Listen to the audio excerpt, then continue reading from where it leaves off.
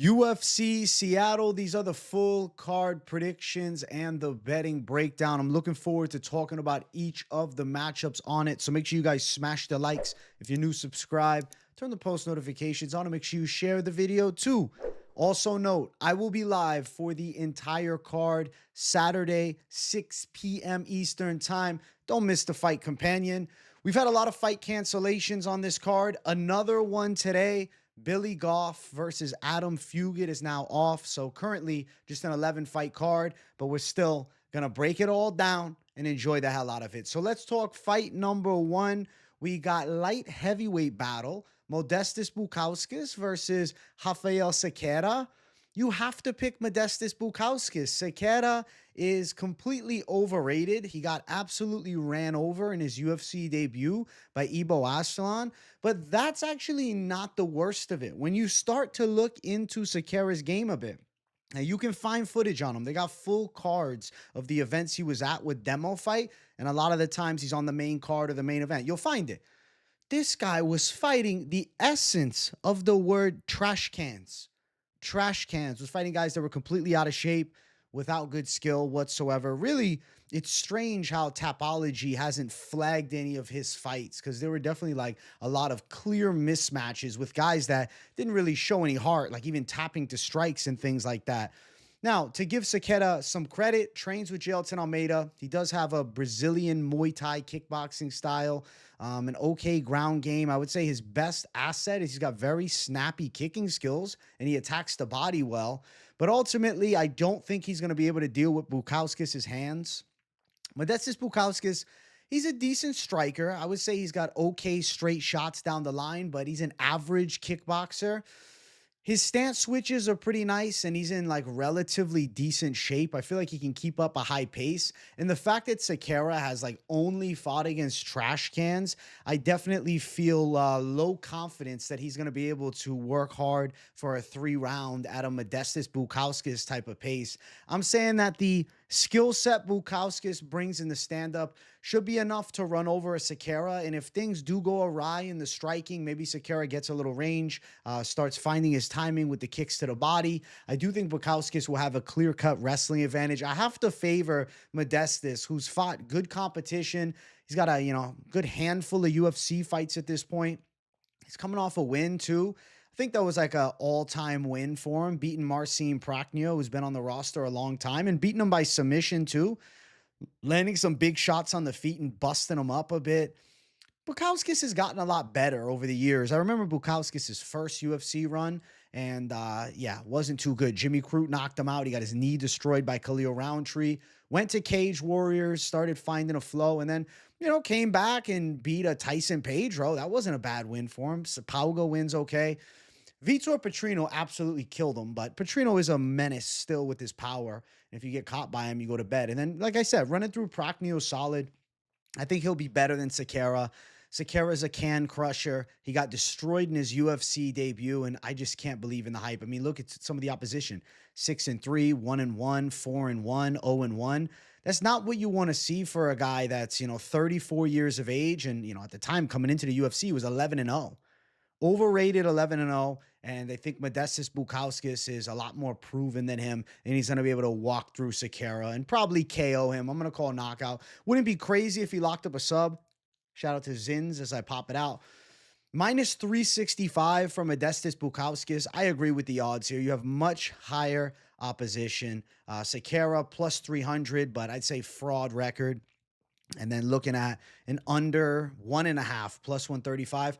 I would much prefer Bukauskas, inside distance as opposed to an under 1.5. It's definitely a chance it goes over a round and a half. It's not a guarantee Cerqueira gets ran over in the first round. Do think he's got some skill. I mean, he still has 11 wins regardless of the opposition, but I expect Bukauskas to wear on him a bit, back him up with big shots, make him uncomfortable, potentially even take him down. And I think at some point Modestas Bukauskas finishes the fight live for the submission, but also going to be live for the knockout. I think Cerqueira in the 7-minute mark of the fight, I question where his gas tank is going to be. He's done well against guys that give no resistance. And then we saw him meet some resistance, and Ibo Aslan absolutely slaughtered him. I know Aslan's a power puncher and whatnot, but I have some harsh opinions about Aslan. He's a little bit too reckless, and I think he squares up. And Cerqueira couldn't even think of a counter shot. He got blitzed easily in 50 seconds. So I'll say Bukauskas wins, probably a knockout win. Live for a sub 2, inside distance for sure. Bukauskas with the finish. Outdogs, outworks, and eventually stops Cerqueira. Let's get to the next fight. We got Nick Klein versus Mansur Abdul-Malik. This is a short notice replacement. Nick Klein stepping in, and he is a Contender Series winner as well, same season as Abdul-Malik, but I don't see him winning the fight. I think Abdul-Malik is going to beat him up. Malik is a good prospect. He has a very naturally athletic game. Like, his skill set seems to be formulating at a pretty high rate because of his natural abilities with his athleticism. I'd say he has a really strong wrestling base too, of course, and his hand speed looks pretty good, especially for, a guy that's on the larger side of middleweight. Throws good flurrying shots, backs people up with a lot of pressure. Like I said, has the wrestling there too. He's definitely a finisher, and he hits hard. He dropped Dushko Todorovic and did some damage. Finish of Wes Schultz on that damn Contender Series fight. And Schultz is a difficult wrestler as well. Nick Klein is also wrestling-based fighter, but I don't think he's got the craft to deal with Malik. I think he's going to get hurt. I think he's going to get stopped. Probably ground and pound. I have a hard time seeing Nick Klein being able to take Malik down. And if he does get him down, keep him down will be even harder. I think Klein is probably a bit too stiff in striking. He's probably ended up getting wrecked. Something that Klein likes to do that I noticed, he's a big fan of the traditional takedown attempts, right? Knee to the mat, double leg, trying to, get a little elevation against the cage to drag you down. That's just not going to work with Mansur Abdul-Malik. I don't think you're hitting him with blast double legs or anything like that. Even though, Klein on paper has the wrestling base, Malik, I think, is better in those areas. I feel like he's just better at fighting overall. He's more athletic than him as well, and I think much more dangerous, much more of a knockout chance. In his style is ballistic pressure, so I have to favor Mansur Abdul-Malik to get a KO. He's live for a ground and pound stoppage, or he's potentially even live just for a flat-out knockout win, because he has power in his hands and he throws really hard. Klein is like a tad bit stiff in the striking, and in his loss, he was panic shooting a bit late. Then he absolutely broke in this fight here against Dorian Dorakaj. He was taken down at the end. He was failing a lot of takedowns. It was more of a counter, and then he's getting mounted, ground and pounded, just covering up. He was finished with. And he had a nice win, though, on Contender. Geraldo Souza takes him down, subs him super quick, rear naked. But he's not going to do something like that to a Mansur Abdul-Malik. He's going to be pushed to the breaking point. He's going to be tested. He does have a decent win over Colin Huckbody, who at one point, was signed to the UFC. But I think Mansur Abdul-Malik stops him. Finish. First 2 rounds, Mansur Abdul-Malik by knockout. Probably ground and pound. I don't think Klein can deal with Malik's pace. Malik is in very good physical condition too.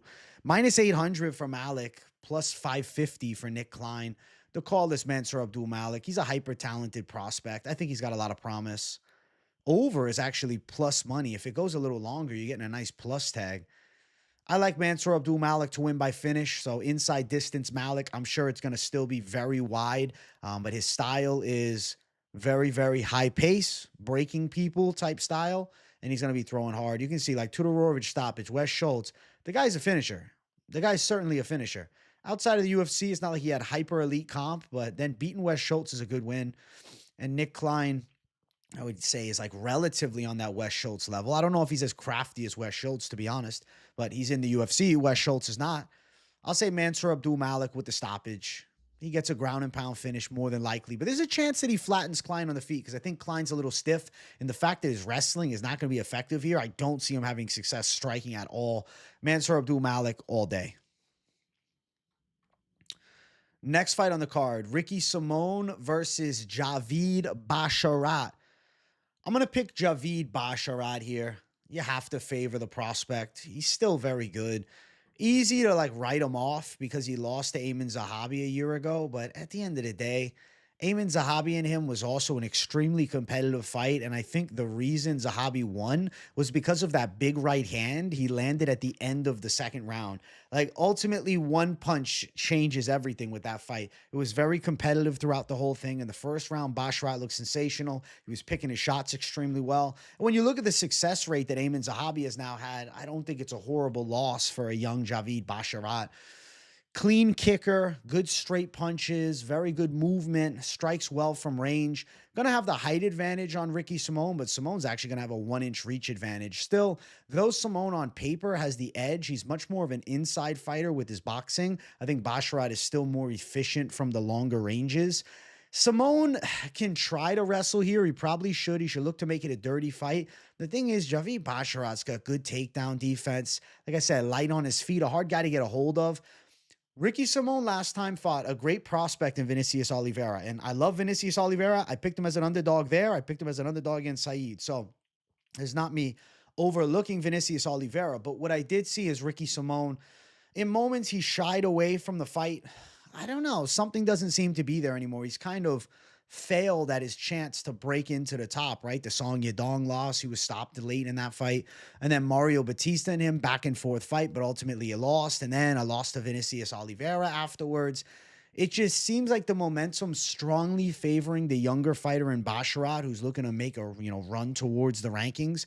And with his striking from range being a strong advantage here and his footwork, I think Simón has a hard time dragging him to the ground. And then as far as the striking exchange, it's like, sure, Simón could catch him with some punches on the inside, but I think there's a very low chance that Ricky Simón is going to knock Basharat out.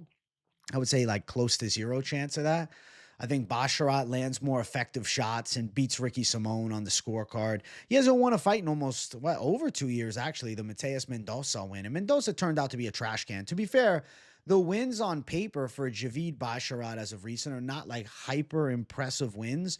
But what I do think is impressive is the skill set that he shows in his fights and the evolution in his game. I mean, he's still coming into his own. I'd say now he's probably in his prime, or if not in it now, he's definitely close to it. And with his refined striking skill set and being very much of a tactician in the stand-up game, I just think it's going to be too much for the brawling style of Ricky Simón, especially a Simón who's lost 3 in a row. I just don't feel like he's got that same fire anymore to get to the top, and he's really in a gatekeeper position now. I'm going to say Basharat gets him on a decision. 29-28, 30-27. Basharat with his hand raised at the end of it. Now, as far as the odds, it's minus 310. So, of course, they're crazy wide for Basharat. I hate the odds, but I do think he wins the fight. Over 2.5 is minus 325. It probably goes into the later stages. I don't think Simón should be a plus 260 underdog. I think the odds could be a bit closer.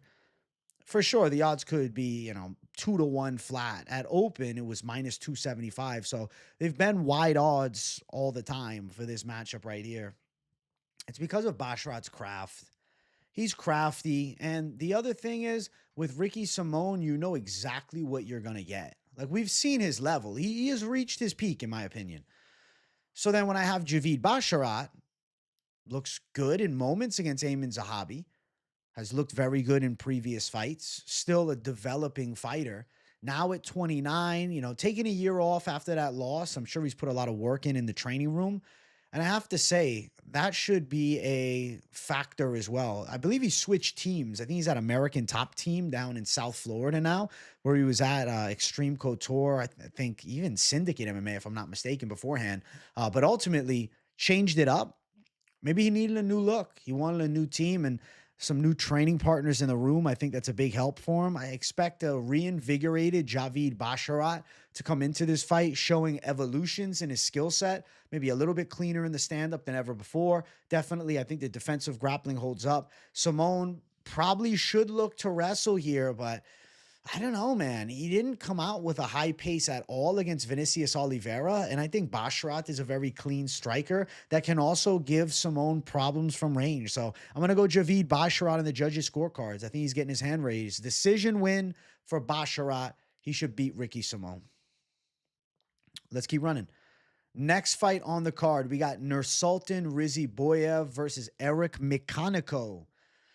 I'm going to pick Nursultan Ruziboev. Eric McConico is coming into this fight on short notice. But to be fair, as is Ruziboev, McConico was initially supposed to fight this past weekend, and then he got the call up to the UFC to fight Nursultan Ruziboev.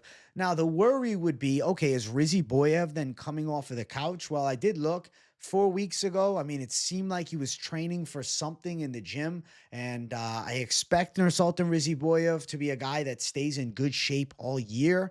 McConico's a pretty high-paced pressure fighter. He boxes relatively well on the inside, not great. He's got okay stand-up, though, and he's a southpaw, and he has, a bit of punching power. At times, I don't like how he smothers his punching, though, and he chooses to, close the gap a bit too much, and then he ties up in the clinch. Does work okay from the clinch.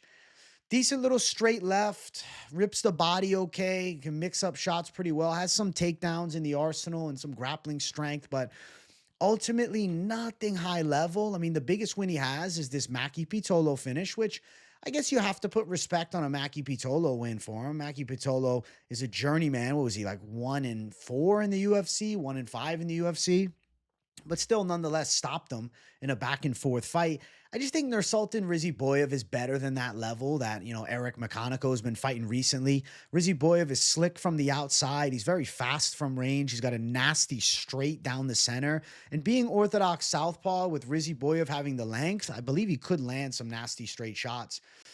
Pretty long arms on McConico, though. 75-inch reach, but even though he is long on paper, Ruziboev with a narrow frame, I'd assume if you measured from the armpit to the end of the fist, he would be the fighter with the longer arms and, being able to land from longer range, as opposed to McConico, who's just, a bit broader. Now, to be fair, Nursultan Ruziboev was planning on sticking at 170. Now he's back up to 185, but at 6'5", I don't even understand how he makes 170 pounds. I mean, to be fair, he was looking better at 185. He was 2-0 in the UFC at 185. Took a big opportunity to go down in weight and fight Joaquin Buckley. Obviously ends up losing that fight. Out-grappled a bit. But Joaquin Buckley is like a top 8 contender now in the welterweight division, whereas Eric McConico is coming from the unranked. The most positive thing you can say is he works with Jared Cannonier. He's an MMA lab fighter. So I guess you could say there's, some positives. Now, McConico, he was preparing for a fight at 185 as well. I want to give you guys note because I see you might look, oh, bro, it says he was fighting at 205. He was preparing to get down to 85, okay? So he wasn't doing a fight at, 205 coming up. So he is probably on weight, or at least close to on weight, especially since his fight was supposed to, have already passed over the weekend. But I just think Nursultan Ruziboev can catch him with good shots from the outside. His jiu-jitsu skills are good, but to be fair, Ruziboev does have mediocre wrestling. I wrote down here, my brain says Ruziboev, but my heart says McConico. Ultimately, I'm going with the logical pick. I think Ruziboev is crafty with his stand-up game. I think he strikes well from the outside and probably snipes a McConico. We haven't seen McConico fight anybody of UFC level. I don't think McConico is knocking out Bruno Ferreira. I don't think McConico maybe is even beating a Cedric Dumas, because from what I've seen of McConico, he would struggle with a guy like Dumas. So now I'm going to pick him against Ruziboev because Ruziboev was at 170 previously. It just seems like a bad idea. I'm going to say Nursultan Ruziboev can land some clean, straight punches, maybe even rock McConico. There's a chance of a knockout here. When Ruziboev is on point and he's got his timing down, he is very dangerous in the striking. Expect McConico to wrestle. I do think Ruziboev will be okay in the grappling here. I know he's been taken down in the past, but I don't think he's as bad of a wrestler as advertised. And obviously, Buckley had success wrestling him up. But to be fair, Joaquin Buckley is an absolute powerhouse with a ton of high-level fights and is primed as a welterweight contender now. So I don't think McConico has that level of explosiveness or level, period. McConico is 34 years old and a prospect. That's the best way to put it. He's making his UFC debut at 34 to fight a 6'5" Nursultan Ruziboev, who is crafty, who is clean, who does have a sniper striking style. I just think it's a bit too much to ask for. I'm going to say Ruziboev snipes him. Live for a knockout, but with Ruziboev, he's also live for a submission. I'm not so sure how McConico and him fare on the ground. I think that McConico could potentially get top position in moments, but be ineffective at really doing any damage. And I think Ruziboev could get back up to his feet, find some strikes from the outside. I'm going to say Ruziboev wins, but I will say, I don't know, just a weird weird aura to this fight. Minus 300 for Nursultan Ruziboev. McConico plus 250. I think Nursultan Ruziboev is the better fighter, but McConico does seem to have the dog in him. Not that Ruziboev doesn't, but just to mention. Over 1.5 is actually possible at plus 110, but I wouldn't go chasing. This just seems like a weird fight to bet, right? You either got to lay extra chalk on Ruziboev at 3-1, or you throw down on a completely unreliable underdog in McConico who's plus 250. So, I mean, if you're looking for the lottery ticket play, I guess that would be your McConico call. But at the end of the day, you cannot rate any of his wins. And like I said, the best one is against Maki Pitolo, and it was actually a competitive fight too. It's not like he just knocked him out in the first round. He had a back and forth with Maki Pitolo and then stopped him, I believe, in the third. So I'm going to say Nursultan Ruziboev for the W, and he is live for the knockout. When his hands are on point, he's incredibly dangerous, and I think he can knock out Eric McConico. So we're going with Ruziboev, man. His brother was supposed to fight last week, pulled out. Something good's coming for the family. I'm saying Nursultan by KO. Next fight on the card, we got Iwan Cutelaba versus Ibo Aslan. You know what, guys? You know what I'm going to do here? I'm going with Iwan Cutelaba. I'm sick of this Ibo Aslan overhype. Look at the way this man was slugging punches with Anton Turkalj. Not even a year ago, he got his eyes shut by Anton Turkalj. He's sitting in the pocket, exchanging wild punches with him. He squares up awkwardly at times and leaves a lot of openings. And hey, you might say, well, Cutelaba's not a great boxer. He does have some pop, and he does have, some hand speed. Cutelaba could also time a takedown as Ibo Aslan is getting too crazy, setting his feet and throwing wild shots. I got to go with the Iwan Cutelaba UFC experience over Ibo Aslan, the hype train. Now, yes, he ran over Cerqueira. Nobody is saying Ibo Aslan doesn't have power. He certainly has knockout power. But Iwan Cutelaba seems to be a more well-rounded fighter. I question Ibo Aslan's gas tank, even previous to the final round where, Aslan was able to put the pleasure man Anton Turkalj down. There was signs of him fatiguing in that fight. And Anton Turkalj is no longer in the UFC. Doesn't have much power. Oh, does he also have a win over Ibo? Yeah, he beat Ibo Aslan outside of the UFC. Aslan gassed in this fight. Ibo has a very suspect gas tank. So if he is not getting the knockout earlier in the fight, I would assume that it's Iwan Cutelaba putting a pace on him, pressuring him with takedown attempts, landing shots over the top. Cutelaba is an OG, okay? Cutelaba is in great physical condition. Now, his last fight, it was close with Ivan Arslan. To be fair, Arslan didn't have a lot of notoriety coming in, but he was a, high-stakes fighter over in KSW. And still, Cutelaba won the fight, even though the third round wasn't great. That's what I don't like with Iwan Cutelaba. Lost to Felipe Lins, but was still swinging for the fences until the final bell. He just got outworked and outstruck. The Tanner Bozier knockout. When Cutelaba's on, he's dangerous. Ibo Aslan has all the makings of a highly touted light heavyweight up-and-comer. But my God, I question his game. I question his game, guys. I question his style. The way that he sits in the pocket and slugs wild, better fighters can counter that. Fighters will take him down, outwork him. I think Ibo Aslan is a hard puncher, but outside of that, I'm not feeling it. And I'm going to say this, Iwan Cutelaba is going to fight hard for your money if you are playing him as a dog. Even just a pick, though, doesn't matter. I'm picking him because I think he can win the fight.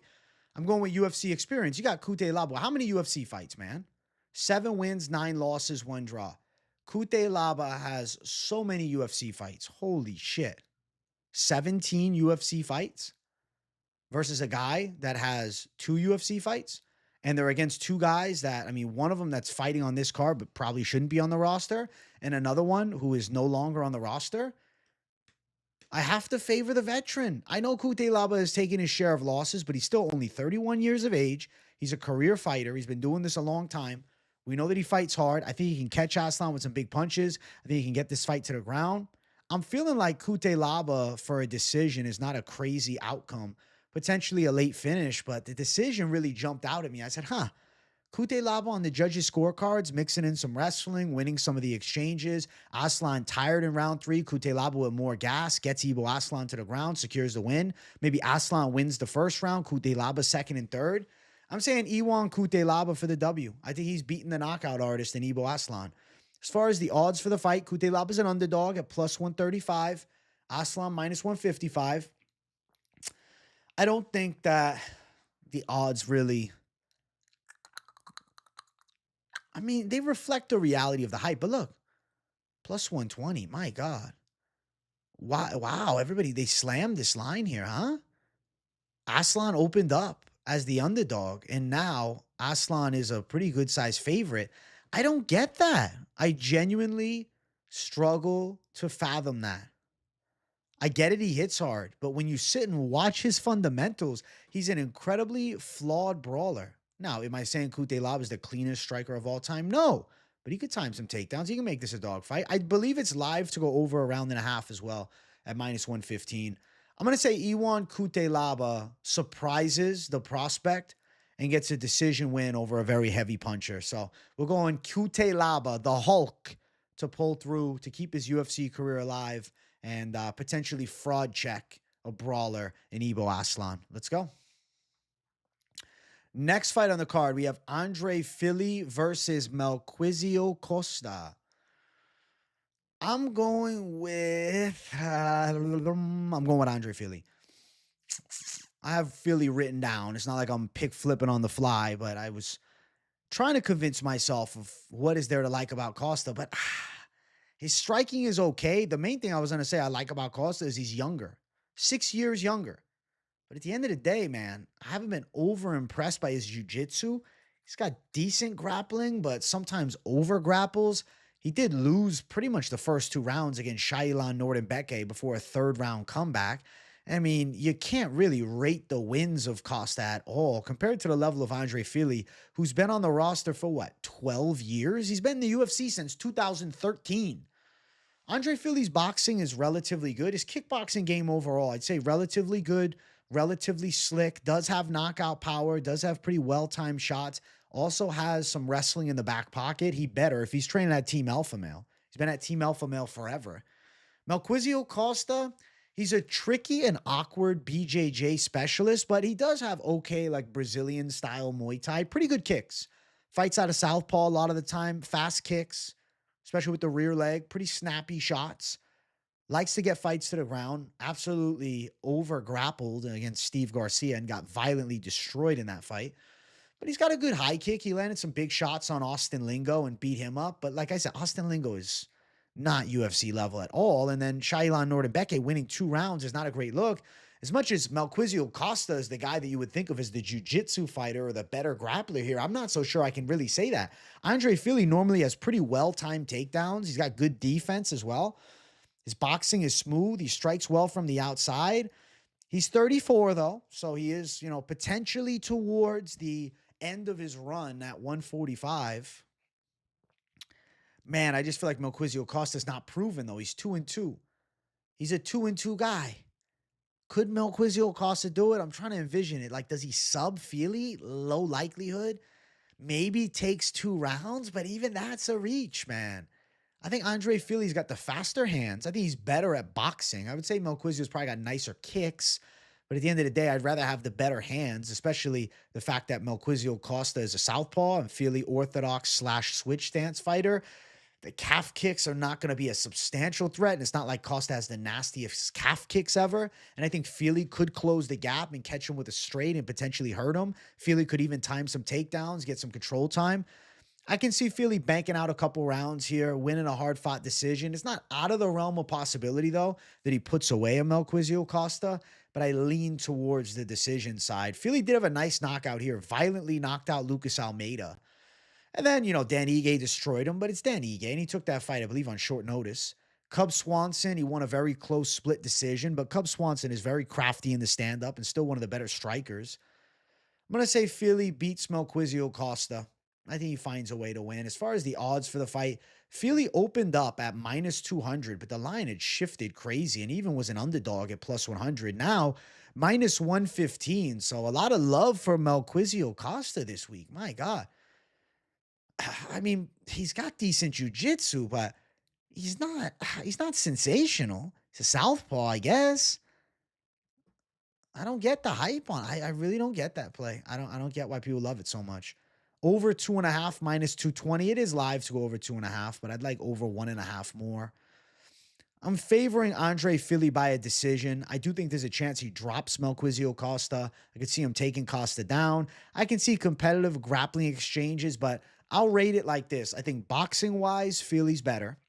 So I'm going to say Fili is the better striker. Though Costa's got good kicks, less likelihood of a highlight knockout with a high kick. You know, that'd be a rare instance, I guess, if Melquizio Costa throws a high kick and lands flush, but not super high likelihood, extremely low, I'd say.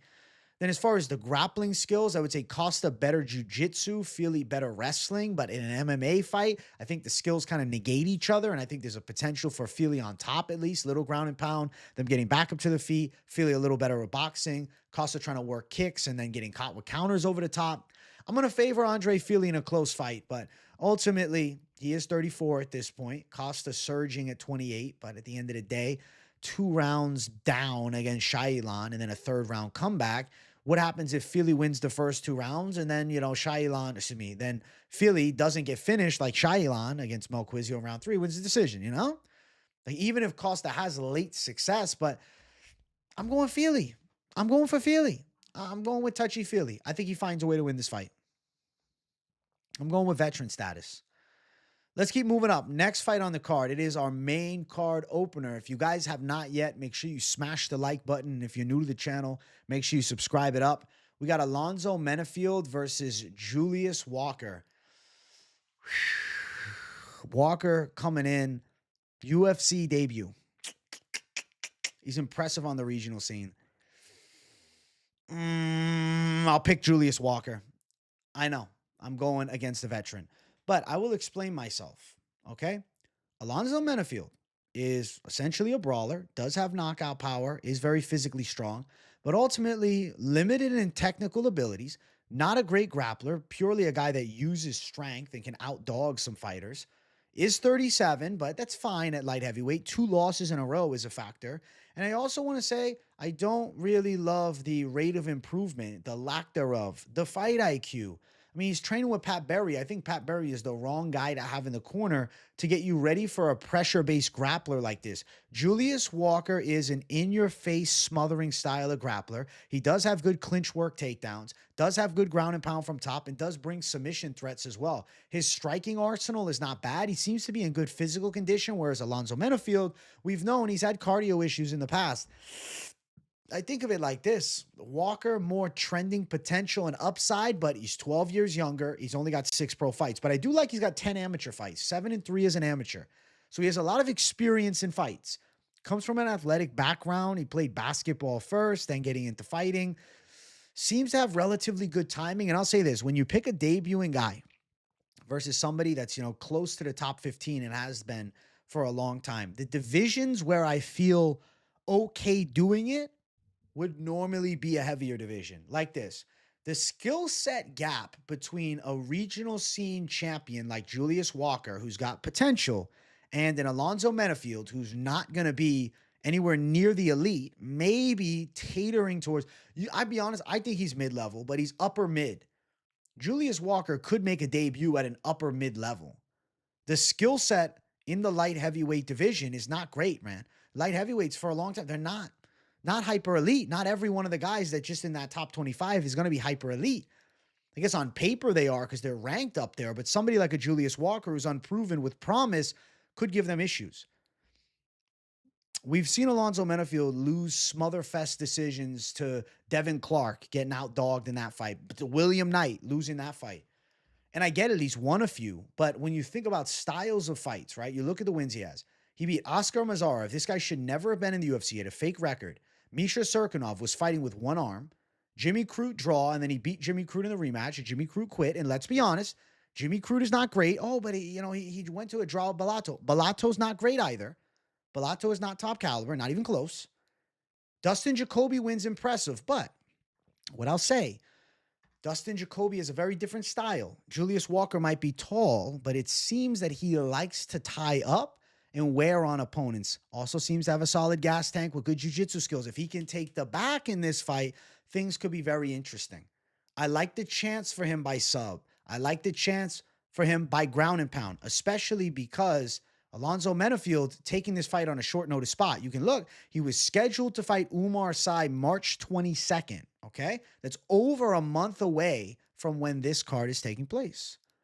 You look at Julius Walker on the opposite front. He was scheduled to fight a little sooner, February 22nd initially, the weekend of. Then they pushed the fight back, and then obviously we got canceled altogether. I don't know, man. Walker's got some okay skills. His wins outside of the UFC are not bad. Beat this good wrestler here. This guy fought on Ultimate Fighters, and I think he fought against, what's his name? Dude with the beard that ended up getting knocked out by Polga, Zach Polga. I believe he lost to him. And then Bevon Lewis, who was in the UFC at one point at height, but turned out to be shit. And then Myron Dennis, who fought on The Ultimate Fighter. I believe Khalil Roundtree beat the shit out of him. And then he went on to fight in Glory Kickboxing. And listen, Julius Walker has run through a lot of these guys. Alonzo Menifield, he's a journeyman. He's a gatekeeper. He's a 50-50. I'll go for the promising prospect because we need it at light heavyweight. And I think there's a path to victory. I don't know how Alonzo Menifield fares with somebody that's in his face looking to smother grapple. And if Julius Walker has the conditioning to go a hard 3 rounds, you got something interesting here. That's what I'll say. You got something interesting here with him. He's got the frame to give a lot of these guys trouble in the grappling. Menifield's strong and he hits hard, but he's not technical at all. He's a brawler. At best, he's a brawler. Walker's striking, from what I've seen of it, okay. Okay striking. Decent, not great. Long, not super powerful. Skinnier build. More looking to use striking to tangle up and grapple. It's all going to come down to the takedowns. I mean, if Julius Walker can get Alonzo Menifield to the ground, I think Menifield's in trouble. Now, if Alonzo Menifield is stopping the takedowns, he's probably going to catch Walker with some looping shots that do some damage. And then we're going to find out if Walker's striking is better than we've seen. I'll go with Julius Walker as a prospect, but reason being because his wins outside of the UFC are against guys that were close to the UFC level. You know what I'm saying? It's not like he's just fighting 0-7 guys or 1-3 fighters. He fought 3 guys in a row that had some involvement with the UFC, whether it be Ultimate Fighter, Contender Series, or actually fighting in the UFC. You see what I'm saying? I'm going to go towards Julius Walker to find the way. Alonzo Menifield, I can't pick him, man. His fight IQ is terrible. The fight against Alberg, he got destroyed. He fought like a moron. Against Mirzakayev, he got violently knocked out, and Mirzakayev was tired. Mirzakayev was beating the shit out of him and gassing, beating the shit out of him. But ultimately, then he was flattened. 2 straight knockout losses, 37. I don't know where Alonzo's head's at. I'm going to say Julius Walker, the prospect at 25, can find the way. He's the oldest looking 25-year-old I've ever seen. Walker's plus 140 is the dog. It's not about betting in this one. You want to bet on a debuting guy, I wish you luck. He's got the frame to be good, but who knows? Minus 160 Menifield. I think Walker's got the potential. Menifield flawed fight IQ. Over 1.5 plus 100. It could go over. Pat Berry in the corner, though. That's something that I don't love for a grappling fight. I know that he was preparing Alonzo for Umar Sy, who was also probably going to tie up and try and grapple him. Menifield's the unknown factor. Could he land a knockout shot? Maybe. I'll call this a 50-50 fight with a prospect on the come-up who seems to have some promise. But I guess I'm going towards the evidence of what he's done, dominating lower-level guys. On the opposite side, you can go for Alonzo, but just recognize he's taking some rough L's. And the styles of which he's fought, nobody really compares to this Julius Walker puzzle piece. And I think Menifield could potentially struggle. So I'm going to go Walker to find a way. I'm going with the prospect, man. Eventually, one of these prospects going to burst onto the scene. We need somebody, and maybe Julius Walker is it. He seems to have good grappling, and in a division where, I don't know, there's an opening for guys with good grappling for sure. Let's keep running. Next fight in the card. Gene Silva, Melsik Baghdasaryan. It's fighting nerds till the end. Obviously, the pick is Gene Silva. If somehow Gene Silva fumbles against Melsik Baghdasaryan, bro, that would be a travesty. Yeah, that would be a travesty. It won't happen. I just want to get you guys scared for a second. Silva's sensational on the feet. He's got a very creative striking attack. He's got legit knockout power. He's got a light bounce to his style. His hands are low at times. He's deceptive. The dude is just special with his striking. He's nasty on the feet, and he's very powerful with his shots. And, like, he has creativity to his combinations alongside of this really legit knockout ability. And he seems to also love to fight. I love his confidence. I love the way that he embraces the fight, like barking at his opponent, walking into the damn cage on Contender. Gene Silva, He's a crazy guy. Melsik Baghdasaryan is technical. Clean kickboxing skills from the outside, good body kicks, pretty smooth on the feet. Works well from range. I'd say he's still got questionable grappling. I'd assume if he tangled with Gene Silva's better on the ground than him. I'd favor a fighting nerds fighter over, Team Muay Thai America gym. Baghdasaryan's also 33 with only 10 pro fights. 28-year-old Silva with more experience, 16 pro fights. Gene Silva seems to be the guy to watch, man. Baghdasaryan probably gets caught with something big. Yeah, I don't know. I haven't loved his fights, man. Like Bruno Souza, he beat by a decision. 3 years ago, he's fighting once a year. You get lucky, you get him once a year. Josh Kulabeo, comeback submission against him. It was a little fluky, but still counts. And then Tucker Lutz, he lost the first round to Tucker Lutz. And then, he ends up winning a decision, just outpointing him. I've never thought Melsik Baghdasaryan was that good, though. I remember picking Tucker Lutz against him and then seeing the first round. I was hype on it. Silva could potentially time takedowns. Melsik might still be weak in that area. A little bit of a height edge from Melsik, a little bit of a range edge, but nothing substantial. Power edge for Gene Silva. Striking creativity edge for Silva. Baghdasaryan, he's going to be needing to keep this fight at the longer range. He's going to need to be staying away from Gene. Gene's going to be able to come in that mid-range, kick hard, and throw hard shots over the top. He's going to be able to come in close, time some elbows on the inside. I mean, you might watch for a spin. I think Gene Silva is sleeping Melsik Baghdasaryan, and I think a nice violent knockout is due for him. He's coming off the win over Drew Dober. That's a massive W up in weight. He's not going to sell against Melsik Baghdasaryan.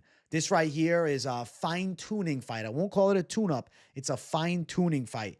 They're just fine-tuning Gene Silva's skill before they push him up to the higher level of fighters in the featherweight division. Because I think if he's impressive here and he wins by knockout, you got to give him somebody ranked. As far as the odds, minus 560, I agree.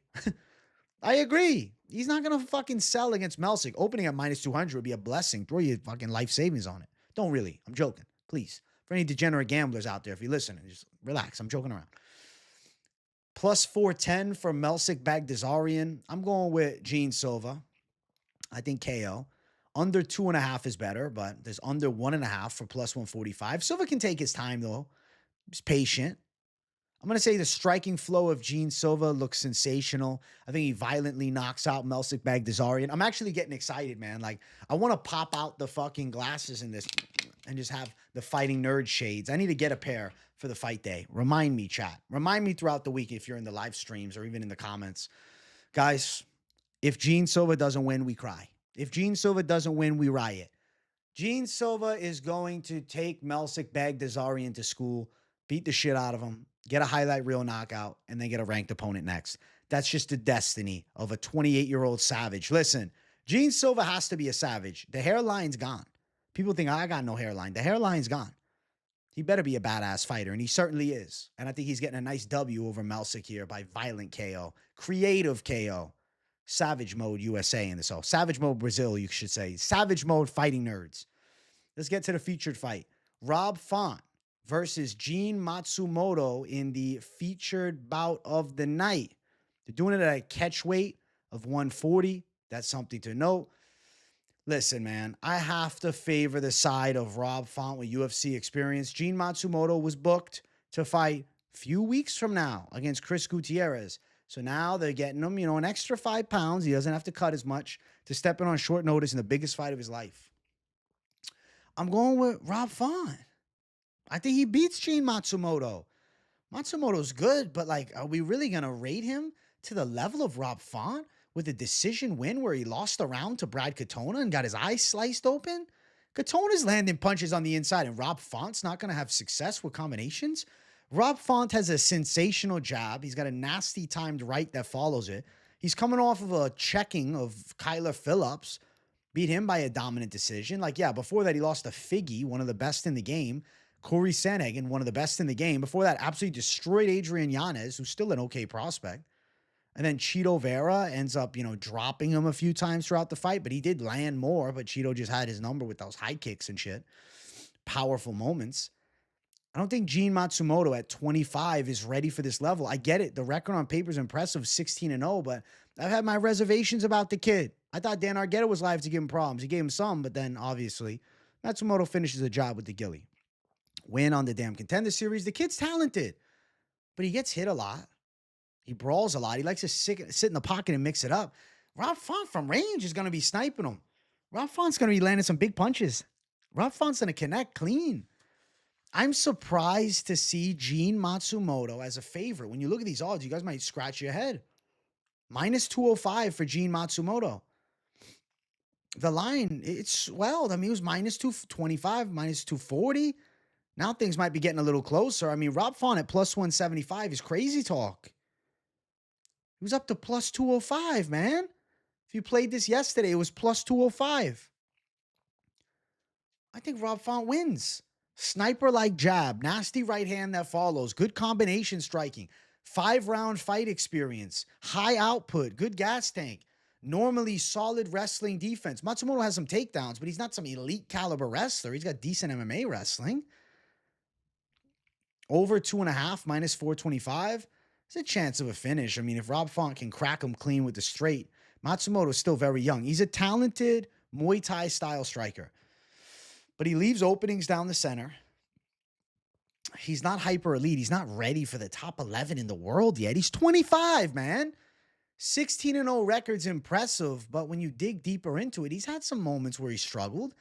And then what? Beating Brad Katona, and now you're going to jump up to Rob Font and you're a favorite at minus 200? I'm in shock by these odds, actually. It doesn't make sense to me. Rob Font should be a minus 200 favorite in this fight. I don't get why he's the underdog. Like, he just beat Kyler Phillips, who was a good prospect. Is Kyler Phillips and Gene Matsumoto not like a super close fight if you look at the odds? Does Phillips not maybe have an advantage from striking from range in that fight? Gene Matsumoto is a more powerful and physically stronger version of like Pedro Munoz. He gives me that Pedro Munoz archetype aura. I think Rob Font is going to be fast with his jab. He'll find straight punches down the line. He's a big underdog in this spot, which I'm telling you, I'm scratching my head thinking about it. This guy's fought a who's who. And Matsumoto is not going to be the one that's coming in with the full camp. He's coming in with a shortened camp because he was not supposed to fight for a few weeks. Rob Font was supposed to fight at this date against Dominic Cruz. I mean, yeah, you can say, oh, well, totally different matchup. Dom Cruz is a tricky striker. Yeah, he's got the wrestling in the back pocket, but he's unorthodox. Now he's, fighting against Matsumoto, who's a crafty striker. I am very much surprised, is what I'll say, at the odds. But even the matchmaking, the fact that Gene Matsumoto got pushed to this big of a spot, I mean, balls on him for jumping in on short notice, but I didn't think that he'd get a Rob Font. When I saw this fight, I was like, wow, they're giving Gene Matsumoto the chance of a lifetime here. I don't think he's ready for this level. He's 16-0, but I think the O's got to go. We've seen a lot of undefeated fighters take L's. We've seen a lot of undefeated fighters take losses, and I'm not doing it just because of that. I'm just telling you, we know it's a possibility. And I got Rob Font with an educated jab, good strikes from distance, seems to still got it. I know New England Cartel, you're like, oh, well, they're falling apart. Listen, Calvin Kattar lost, but Calvin Kattar lost to Yusuf Zalal, who was surging on the ranks on a second UFC run and is in his prime right now. Gene Matsumoto is a young dude. First UFC run, right? He's got wins against back-end bantamweights. Doesn't have a win over anybody, near that higher caliber. I think Rob Font runs away with this one. I'm taking Rob Font. I think he's live to get it on the judges' scorecards. Could even drop Matsumoto, could bust him up. Rob Font for the win as an underdog. I don't get the odds. I'm going Font to take it home. I know he's 37, but he's still in good shape. And I don't want to overlook him due to the age. And I know somebody say, oh, well, you said this about this fight and this about that fight. Listen, styles make the fights. First and foremost, styles make the fights. And I think that Rob Font is still closer to his prime, close enough to his prime to take out a very young up-and-comer. So I'm going Rob Font for the win. I think he's still got some cooking left. He just checked Kyler Phillips last time. I think he's checking Matsumoto here. Let's get to the co-main event of the evening. Brendan Allen versus Anthony Hernandez 2. They run it back many years later. They fought for the LFA belt way back in the day. My pick is going to be Anthony Hernandez. He won the first fight. I think he'll win this fight. The thing about Anthony Hernandez reminds me of like a cat, yo. He always lands on his feet. Eventually, he always gets on top of you. And Brendan Allen does not have the same dog in him that I believe Anthony Hernandez has. When they get into the war of positions on the ground, go watch their first fight. A lot of grappling scrambles between the both of them, but the vast majority were won by Anthony Hernandez. Now, sure, there were moments where Brendan Allen had full mount or had nearly the back of Anthony Hernandez and he escaped some positions, but for the majority of the fight, Anthony Hernandez was winning the grappling exchanges. In a competitive one, it was a clean one for Hernandez the first time. Now, when I look at their developments, I would say that Brendan Allen has gotten better kickboxing since then. He's relatively technical in the stand-up. He's got okay striking, but he doesn't have the same power of Anthony Hernandez, nor does he have the same chaos factor. Hernandez is a bit more unpredictable in striking, where Brendan Allen is a tad bit more by the book with his striking style. I like the unpredictability of Hernandez. Alongside of that, I think he's got a power punching advantage. I also feel like his grappling is still trickier than Allen's. Like he moves in a different way. Allen moves like 1, 2, 3, 4, 5. Hernandez is like 1, 7, 9, 15, and Z. And I like the unorthodox and creative attack to his ground skills. I think that he's going to be able to outwork Allen over a 3-round fight. If we do get striking, I think Hernandez hits with more impact. I think he can crack Brendan Allen with some big shots. We've seen Allen hurt in the past. I'm going to say Anthony Hernandez wins a decision. I don't know about him submitting Brendan Allen. I respect the grappling defense, and we saw it the first time. I think it could look relatively similar.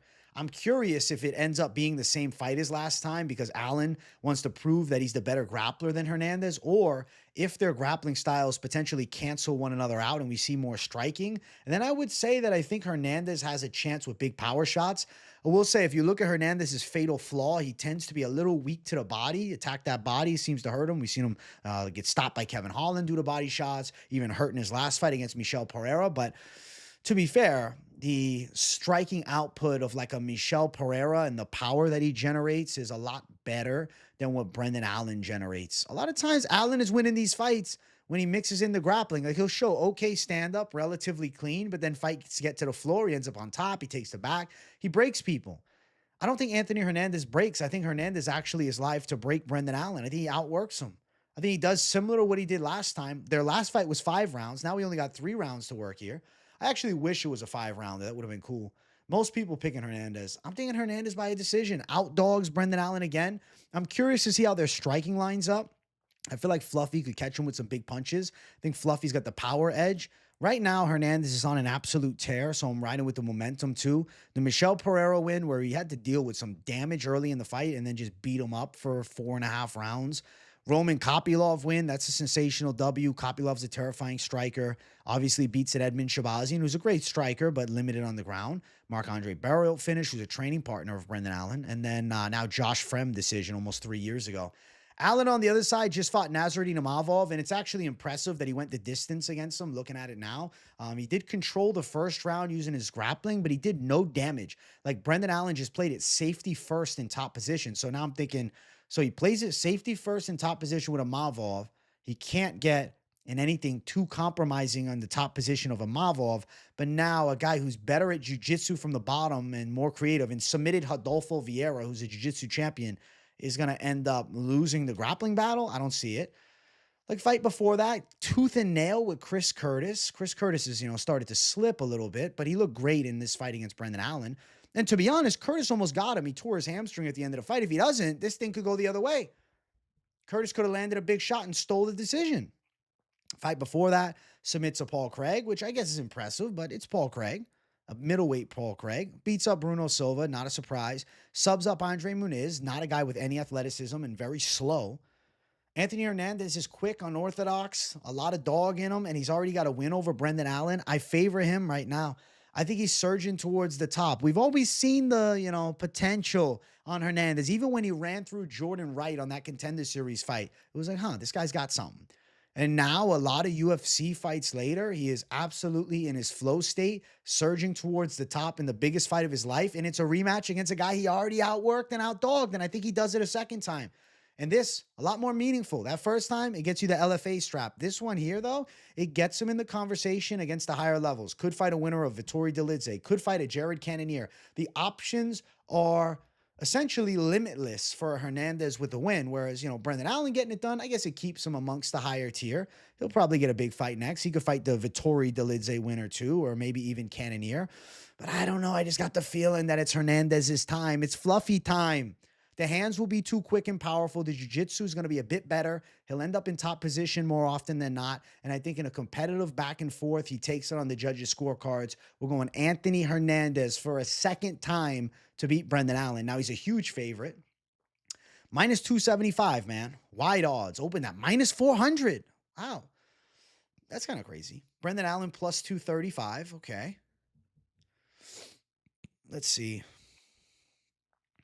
Over 2.5 at minus 150. Live to go over 2.5. Both guys are hard to finish. I mean, there's a chance, though, of Anthony Hernandez catching Brendan Allen with a power shot, Allen wilting from the exchange, Hernandez getting to a dominant position and strangling him. I could see a Hernandez club and sub. I'd say not super likely, but definitely not out of the realm of possibility. I'm very curious to see what the submission prop line is looking like later in the week. But ultimately, just looking at the fight, badass matchup, a cool rematch. I'm excited to see it in the UFC. And I think Fluffy Hernandez passes the Brendan Allen test. I'm going with him to win in the co-main event. Great fight. Great fight. Really great fight. Love it. Love it. Love it. Love it. Let's jump to the main event of the evening. If you guys haven't yet, make sure you smash that like button. And if you're new to the channel, make sure you subscribe. Henry Cejudo versus Song Yadong. Wow. Wow, I'm going to do it. I am picking Song Yadong. Yeah, I'm going to pick against Cejudo. I wanted to find a way to call Triple C, but 38 bantamweight, but it's not the age. It's the fact that he retired from the game almost 5 years ago, came back, went tooth and nail with Aljamain Sterling, and then he lost to Merab Dvalishvili about a year ago. If you look at the span, I mean, 3 fights over like the last 5 years for him in that same time period. Song Yadong has had 9 fights. Add into the fact Yadong is 11 years younger, but also has over 30 pro fights, or this will be his 30th pro fight. No, this will be his 31st pro fight because he got the draw in there. Song Yadong at 27 is about to have his 31st pro fight. The reason I like Song Yadong is he's never been an easy guy to take down. Trains with Team Alpha Male, very crafty takedown defense, very fast hips, big punch combinations. Song Yadong has the ability to crack Henry Cejudo with power shots on the feet. I think Song Yadong can land some clean counters in the striking arsenal as Cejudo looks to pressure. I don't know exactly where Cejudo is going to be at this point at 38 years of age as far as his durability. I could see him getting caught with a big looping shot by Yadong. I do think that he's going to look to chop at Song Yadong's leg. I think Yadong will counter those leg kicks with decent hooks on the inside. I feel like the speed edge will start to showcase itself. I expect Cejudo to try and wrestle here. I think Yadong's takedown defense holds up at a pretty fair rate. I think it's a good back and forth fight. I think Song Yadong lands better punches though. Cejudo's boxing is normally good. He does have a nice counter hook on the inside, but ultimately Yadong has good reflexes, and I have a hard time seeing Henry Cejudo catch him with like a clean power shot. I just kind of feel like it's a tale of 2 careers, honestly. You have Song Yadong emerging now and really starting to find his footing. Had great moments against Jan, but ultimately did lose the fight. Right? It was a 3-rounder too, to be fair. And he got outworked in that 3rd round. And Cejudo got outworked in his last fight against Merab. I think Song can land the bigger shots. He's still athletic and explosive. I think Cejudo can look to attack with leg kicks and maybe time some takedowns, but he's going to be forced to push a very high pace in a tooth and nail back and forth fight.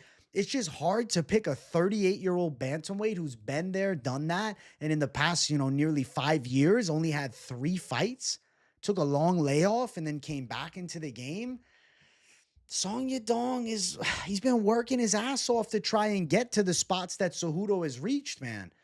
With his counter shot ability, his explosiveness, and then you add on top of that, also the size advantage, 4 inches taller. Now, doesn't have the reach edge, but I do think the size advantage will allow him a little bit more oomph in the takedown defense department. I'd say the biggest worry with Yadong, you could say, is, oh, well, how will he fare in round 5? Because he looked tired in round 3 with Jan. But I want to mention to you something. He has gone 5 rounds before. He finished Ricky Simón in the 5th round, and he beat up Chris Gutierrez for 5 rounds when Gutierrez actually had some hype on him. So it's not like Song Yadong is a proven gasser. I understand that maybe you're taking that away from the fight against Jan, where they both put a very high pace out and gassed a little bit later. But ultimately, in a 5-round fight, both fighters tend to fight at a more conservative pace, at least for the early portion of the fight, because as Song Yadong has a certain amount of gas, does Cejudo as well. As much as he's gone tooth and nail in fights in the past at 38, got ran over by Merab last time, and that was a high-paced back and forth 3-round fight. But to be fair, he wilted late and Merab outdogged him. And then the fight before that, Aljamain Sterling, I thought he'd done enough to win the fight, and it was mostly just back and forth grappling between the two. I expect more striking between these two. I expect Cejudo at some point to shoot a takedown. I think he's going to look to drag Yadong down. Do I see him dominating from top position and garnering significant control time? No, very hard to do that against Yadong, especially Cejudo, who I just would say right now, probably not a high rate of finishing ability at 38. I think Yadong actually would have a higher chance of a knockout. I think he could land a cleaner punch. Definitely the harder puncher. Cejudo could get caught on the inside. How does he roll with the shot? How does he eat the shot? I'm sure he takes it. I see a back and forth fight, but I see Yadong doing more throughout the fight. Ultimately, I see more moments of immense damage favoring the side of Song Yadong, where I see Cejudo having opportunities to maybe time some takedowns, and then Yadong gets up. Cejudo landing some punch combinations, but nothing overly clean. And then Yadong being relentless, attacking with more heavy shots, and I think landing heavy shots. Yadong has shown these moments of brilliance for years, man, and I think this is finally the chance. We've seen him in multiple main events. I think he's entered the true prime of his career now at 27, going into his 31st pro fight in this matchup here. I'm going to say that Song Yadong outworks Henry Cejudo over the 5 rounds and takes home a unanimous decision. I'm just seeing these counter hooks. I see Yadong's power as a factor. I see him catching Cejudo with counter shots. Not saying he definitely knocks him out. Could hurt him. But at the very least, the damage that Yadong does could potentially inhibit the offensive attack of Henry Cejudo and make him more hesitant and, causing more exchanges to be won by Song Yadong, more time winning the fight, more rounds won, and then, taking it home on the judges' scorecards. So I'll still give Cejudo his flowers in that aspect. I don't think he's, chinny. I think he's still got his durability. I think he's still coming in decent shape. But when a fighter has reached the highest of highs at 38 years of age, he's made his money in the game, he's doing a podcast now, whereas Song Yadong, yeah, he's been there. He's been the prospect forever, but now he finally gets the truest chance to showcase himself in what I'll call the biggest fight of his life. You can say it was the fight against Piotr Jan. You can say it was a Sandhagen one. I think it's this one. Fighting a former 2-weight world champ. If Yadong wins, he's now in the mix at bantamweight. I'm going to say he does it. Song Yadong for a decision. He beats Henry Cejudo. Odds for the fight. Henry Cejudo currently is a plus 220 underdog. At open, he was plus 190. It's got wider. Wide underdog, man. Cejudo, big dog. Holy shit. Song Yadong at minus 260. Over 4.5, minus 145. I would probably prefer an over 2.5, but I'm assuming that's going to be like minus 350 or more. But I do think it's an over 2.5 fight.